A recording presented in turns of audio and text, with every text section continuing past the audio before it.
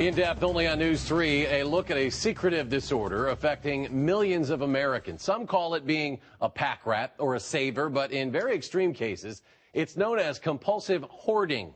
Collecting and saving so many things in your home that it really affects your daily life. It happened to one couple, and the night team's Marc Lovicott joins us now with their story. Marc. Hey, Eric, we're talking about something that goes far beyond just having a messy house or saving a few things here and there. In some cases, like the couple you're about to meet, compulsive hoarding can barely make their way through their home, affecting just about everything in their lives.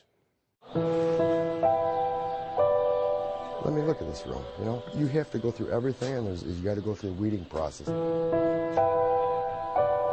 There's insects, there's rodents, there's dust, there's extreme filth.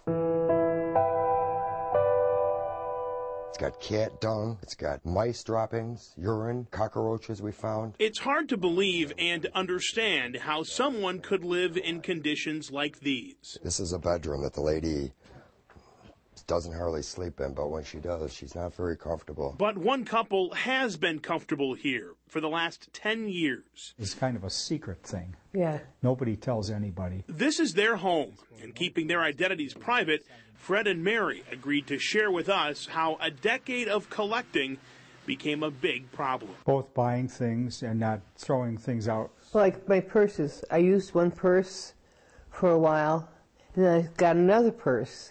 And I used that one, and I put the other one on the shelf. Well, that's how I ended up with 40 black purses, at least. We noticed it, but our daughter is the one who it really bothered, and she's actually the one who got in touch. With Craig. Craig Strauss owns American Hoarders, a nationwide service with offices here in Dane County and in Illinois. He's helping Fred and Mary take back their home and their lives before it's too late. They have 1,001 of these cups everywhere, and I've convinced them to get rid of a lot of them. But the thing is, they've still saved some of them. The good intentions are there. They want to do it, but it's overwhelming. But through a very sensitive process and a deep cleaning of the home, could you grab me some paper towels, too? Sure. Craig and his crew are able to talk individuals into parting ways with what are typically meaningless items that have been stacking up for years. This carpeting, if we could save it, we'll steam clean it. The walls, everything in here. This whole side where Desiree is was packed about this high. She hasn't been able to use these drawers in 2 years, she said. It is a treatable disorder, and it can be difficult to treat. Dr. Alexander Fritz from UW Health specializes in compulsive disorders like hoarding. He says there's 1 to 2 million people in the U.S. with a hoarding problem, and likely more because very few seek help because they're embarrassed. It causes a lot of problems, and I think they see that with not being able to have maybe friends over or have relatives over or people over in their space and do what they'd like to be doing. Fred and Mary have come a long way, considering what their house looked like just a few weeks ago. They've found this process difficult but necessary. Stuff I've had. Part of your life. Yeah. Part of your identity. Mine too. But they hope their story will make a difference and will inspire others to get the help they need. This business of be a man, fix it yourself. You know, when you're younger, you go down that road. But I don't go down that road anymore. I'm happy to have somebody else do it, and then I'll do the thing I can do.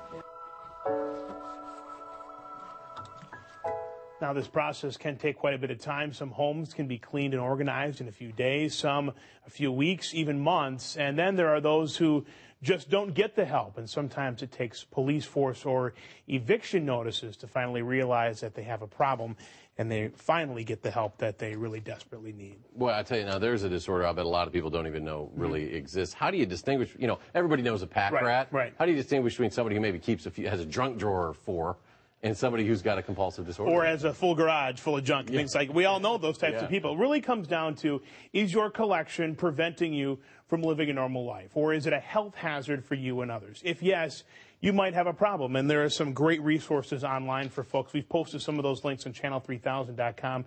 You can learn more there and how do you get some help. We also will have these addresses and a phone number at the end of the newscast if you want to grab a pen and paper to write those down. Some great resources for folks. Interesting story. Marc Lovicott reporting tonight. Marc, thank you.